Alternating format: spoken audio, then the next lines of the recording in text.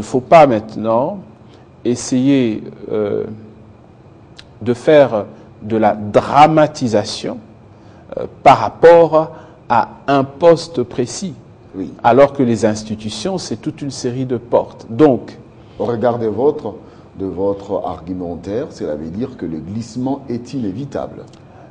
ce qu'on appelle le glissement est en effet inévitable pour des raisons bien réelles. Soit on veut vivre dans la chimère et dans l'imaginaire, donc nécessairement à un moment donné on va heurter le mur. Soit on est prévoyant et on est pragmatique et on fait face aux réalités que la CENI nous donne. Et ces réalités sont lesquelles? C'est qu'au mieux, les élections ne pourront se terminer qu'en juin 2017, au pire en juillet 2017. Mais les élections vont commencer en 2016. Je pose la question suivante. Depuis presque 60 ans d'indépendance dans ce pays, nous n'avons jamais eu d'alternance. Vous le savez très bien. Nous avons passé guerre, coup d'État et j'en passe. Est-ce que, en tant que père de famille, parce que gérer la cité, c'est également pouvoir le gérer en qualité de bon père de famille. En tant que père de famille, allons-nous chambouler, détruire, brûler ce pays parce que nous avons 7 mois de retard dans le calendrier? D'autant plus qu'on est habitué au retard. Je ne pense pas que ce serait raisonnable. Je pense que ce qui est raisonnable, c'est de dire nous voulons maintenir la paix et nous voulons maintenir le bien-être de ces personnes qui nous ont élus comme députés, que sais-je encore. Pour vous, on doit donc élaguer tout ce qui est comme différent.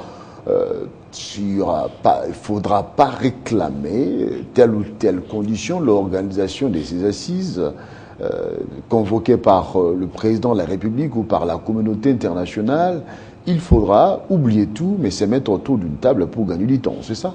Il est inéluctable, incontournable, que ce dialogue va avoir lieu cette année. Personne ne vous dira le contraire.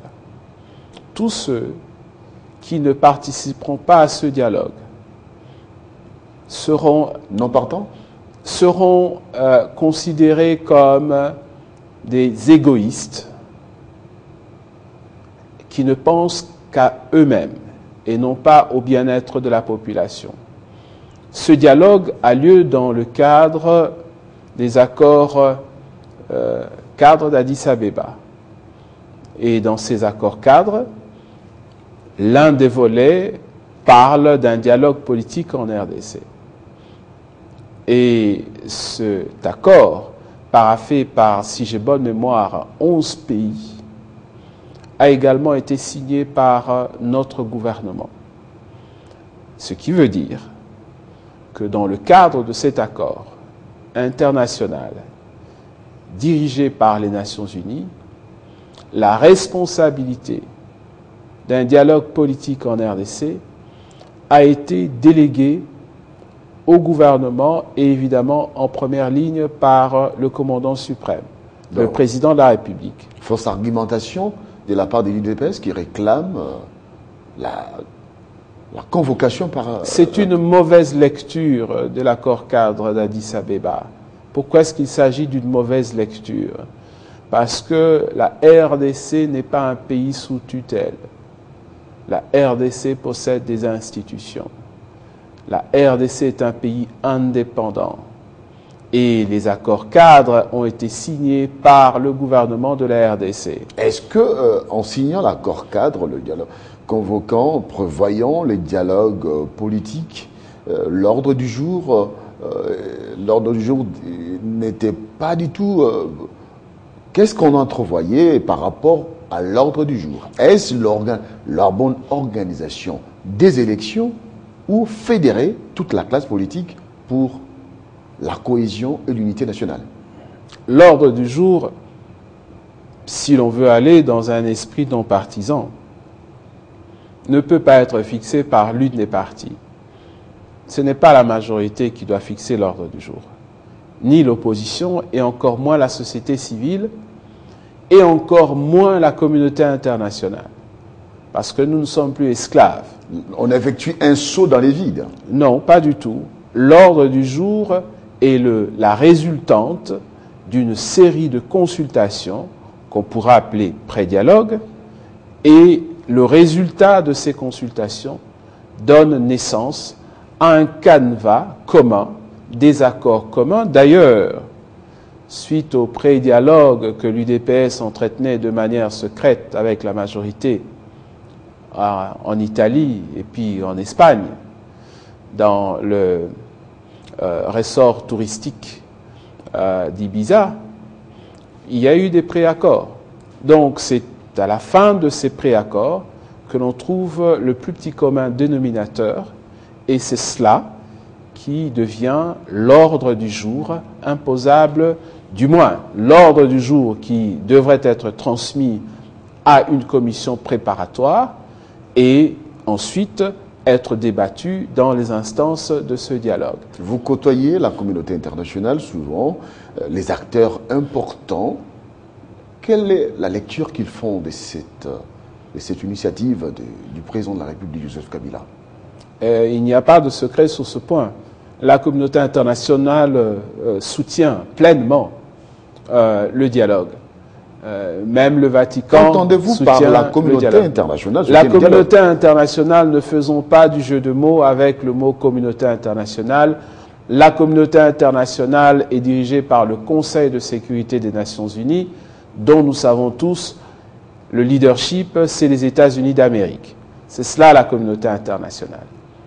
Et le point de vue des États-Unis d'Amérique? Le point de vue des États-Unis d'Amérique a beaucoup de poids, puisque c'est eux qui sont d'accord pour le dialogue.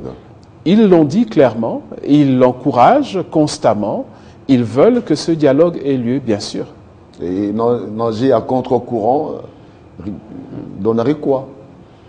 Vous savez tous ce qui se passe lorsque les leaders congolais nagent à contre-courant par rapport à la volonté de la communauté internationale.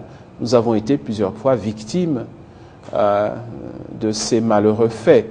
Il n'est pas bon de nager à contre-courant, surtout lorsqu'il s'agit d'intérêts communs entre nous et la communauté internationale. Et à l'heure où nous parlons maintenant, le dialogue est un point focal, un point de cohésion et d'accord entre les leaders congolais et la communauté internationale. Les leaders congolais qui ne veulent pas marcher dans ce schéma doivent continuer à rechercher à se faire entendre, mais malheureusement, le temps n'est plus en leur faveur. Il est donc temps qu'ils puissent rejoindre la table de discussion et que ce dialogue puisse avoir lieu le plus rapidement possible. L'inconnu dans cette affaire, c'est la population, la réaction de l'opinion publique congolaise. Je ne dirais pas que j'ai une connaissance profonde de l'opinion de cette population, mais comme tout le monde, j'essaie également de sonder, de savoir ce que cette population veut. Et ce que moi j'entends, c'est la chose suivante. Biso, tolingi na biso kaka kimia, na kati ya mboka. Toboyi bitumba. Mais binokuna likolo, bobongisa. C'est ça qu'ils disent. Donc, je traduis. Ça, c'est un pasteur qui parle. Non, ça, c'est ce que moi j'entends de la population. Oui. Ils disent, en traduction française, nous voulons simplement la paix. Nous ne voulons pas de troubles ici. Vous, là-bas au-dessus, mettez-vous d'accord. Voilà ce que moi j'entends. Et ça veut dire que l'opinion est favorable au dialogue? D'après moi, l'opinion est très favorable au dialogue, oui. Très favorable. Jean-Paul Moka, nous sommes arrivés à la fin de cette émission. Merci d'avoir accepté d'être notre invité et de nous apporter toutes ces informations, ces éclaircissements par rapport au dialogue. Merci beaucoup. Mesdames et messieurs, ça n'est donc fini avec APJ au peuple des jugés. Aujourd'hui, nous avons reçu pour vous, monsieur Jean-Paul Moka. Vous avez compris la quintessence de ces idées nous allons continuer avec le même plaisir à présenter cette émission prochainement avec d'autres invités. Au revoir.